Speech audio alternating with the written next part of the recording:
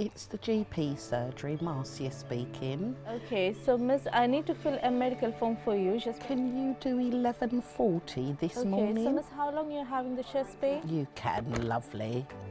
We all know that capacity in primary care is not what we would want it to be.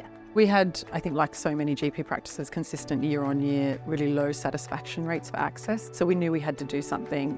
And I think one of the real problems we had was people would take time off work, spend time trying to get through on the phone, and then get through and be told there are no appointments, try again tomorrow. Not only to make patients happier, but also make the best use of our workforce and make our teams a bit happier. You know, they were spending every day dealing with really angry people on the phone and not being able to give people the help they wanted to give them. Moving to total triage has resolved a lot of those problems. And so all my partners, they think it is the best thing that we've done.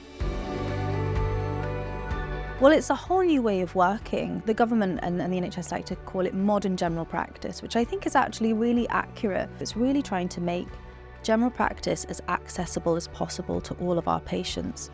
The move to total triage has had an almost instant impact on that. It's been pretty incredible. We now have capacity in the system for the first time. Each request has an assessment of need that is assessed by our GP partners and then matched to the right clinician within our multidisciplinary team. The biggest things we wanted to do is to try and get people off the phones. And so since the advent, we've seen about 40% reduction in incoming calls. Improving patient satisfaction for me has been a really big driver as to why this has been a good idea, and we've already seen that impact. And it's really interesting, one of the biggest pieces of feedback from our front desk teams is we're not having to tell patients that we don't have appointments anymore, and we aren't the bad gatekeepers. The mere act of being able to offer a patient an appointment and having that patient get what they need is a really good feeling for everybody.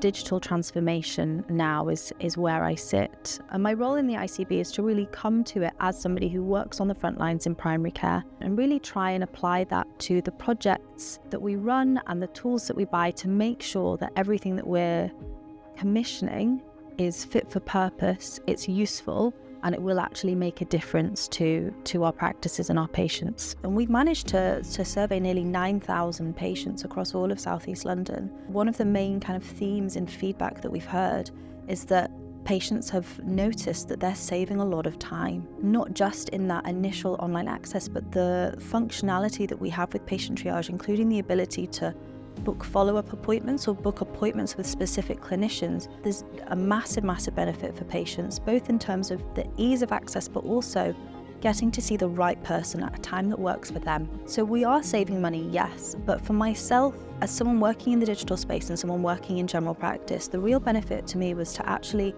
build a partnership with a supplier. So it's not just a contract, it's a partnership, one where we can grow together. I very much see this as a long-term relationship. The work and the support that we had from the Accurx team was really invaluable. We would not have been able to do it without them. And the thing that took the longest was getting staff on board, getting patients on board. And actually, we were able to do that in a month.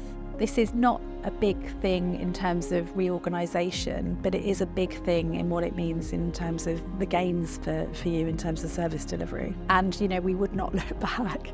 It's been a game changer.